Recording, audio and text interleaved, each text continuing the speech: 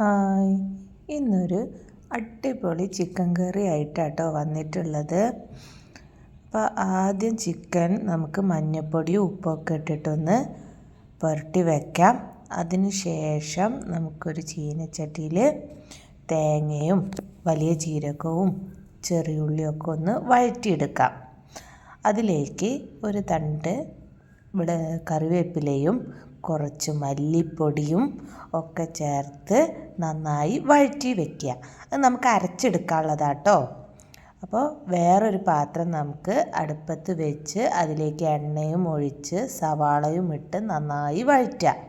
അതിലേക്ക് ഇഞ്ചി വെളുത്തുള്ളി ചതച്ചത്, നല്ല പേസ്റ്റ് ആക്കേണ്ട, ചതച്ചതും പച്ചമുളകും കുറച്ച് ഉപ്പും ഇട്ട് നന്നായി വഴറ്റിയതിന് ശേഷം തക്കാളിയും ചേർക്കുക.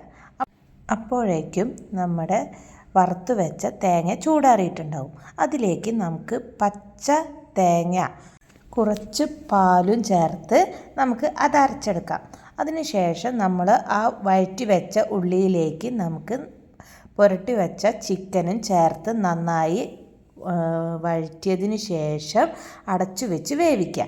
അത് വെന്ത് ഒന്ന് തിളച്ച് വരുമ്പോൾ നമുക്ക് അരച്ചു വെച്ച അരപ്പ് ഇതിലേക്ക് ചേർത്ത് കുറച്ച് കുരുമുളക് പൊടിയും ആഡ് ചെയ്ത് നമുക്ക് നന്നായി ഒന്നും കൂടി അടച്ചു വെച്ച് വേവിക്കുക. അതിന് ശേഷം ഒരു പാത്രത്തിൽ നമുക്ക് ചെറിയുള്ളിയും കറിവേപ്പിലയും ഒന്ന് വഴറ്റി ഈ ചിക്കനിലേക്ക് നമുക്ക് ചേർത്ത് കഴിഞ്ഞാൽ അടിപൊളി ടേസ്റ്റായിരിക്കും. എല്ലാവരും ഉണ്ടാക്കി നോക്കണേ. കുറച്ച് മല്ലിയിലയും കൂടി ഇടാം കേട്ടോ അതിൽ. അങ്ങനെ നമ്മുടെ ചിക്കൻ കറി റെഡി.